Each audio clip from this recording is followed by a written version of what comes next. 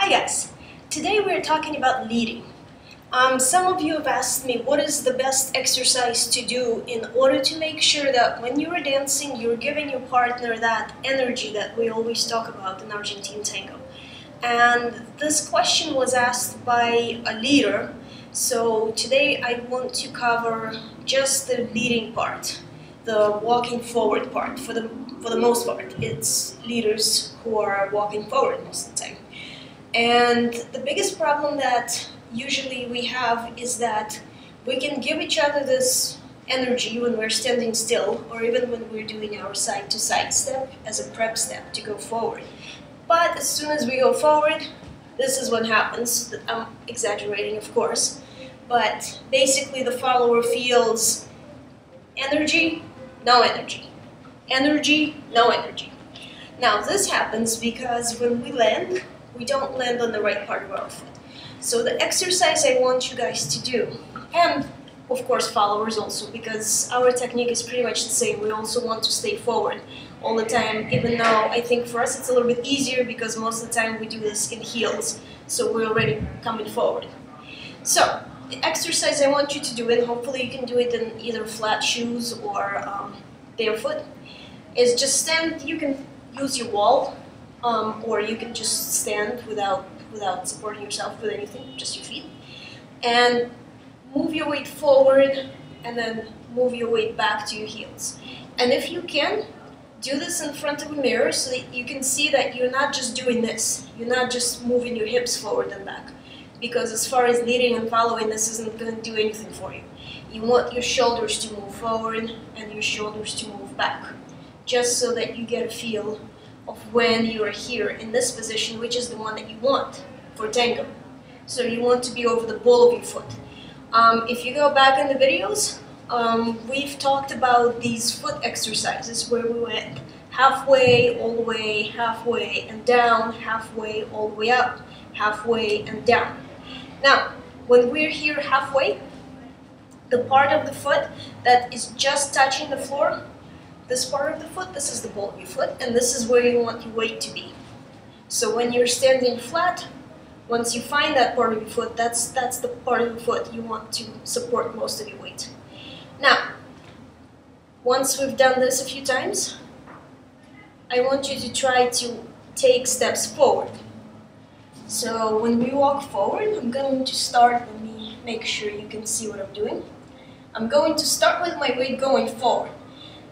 On the ball of my foot. Now, I don't want my weight to be over my toes because that is not a balanced position. That means I'm already too far forward. So when you're starting to go forward and you feel that your weight is going into your toes, that means it's time to take a step.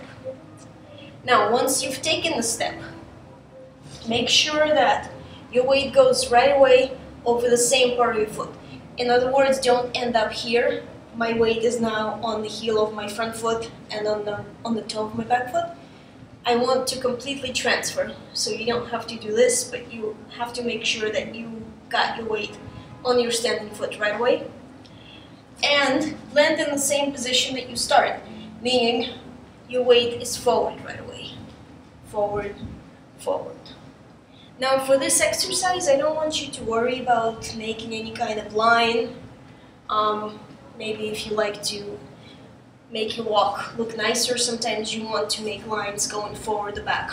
For this exercise, all I want you to worry about is start with the ball of your foot and land on the ball of your next standing foot. So I'm going to try this one more time. I'm going to walk forward on my left, so my weight is going to be on the ball of my right foot. Now I'm on the ball of my left foot. And if you can, find a mirror that is long enough. Practice it in front of the mirror so you can see your shoulders are in the same position, always over the ball of your foot. So this is the part that usually kills most leads. This is when your follower is going to start telling you, I don't feel the energy that you're sending me. Now, you should practice this by yourself, because when you practice it with a partner, it becomes a little bit more complicated. Because this is difficult enough to do on your own if you're not sure what you're doing. So practice catching your balance and not wobbling here. So this step should be very sure. This is how your partner is going to know this is exactly where he wants me to go. Now, one last thing to think about is, of course, your frame, because we always use our frame to lead our partner.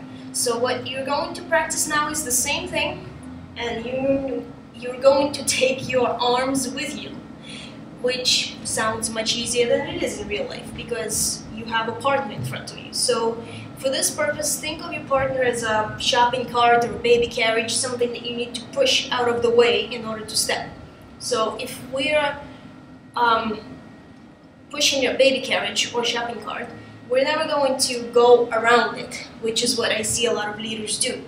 You want to push it first and then you step a little bit later. So now we're going to do the same thing we just did. So we're going to rock back and forth a couple times, find this position where you're forward, your energy is going forward, and now bring your arms with you when you walk. So when you're walking, at least in a straight line, your elbow is never going to end up behind your back, behind your rib cage. So your elbows are always going to stay in front.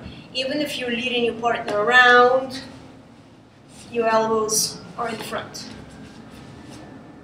And then, especially when you come out of a turn and you walk forward again, make sure you find this position again and you take your arms with you when you walk. So I hope this helps. Practice it and let me know how it goes.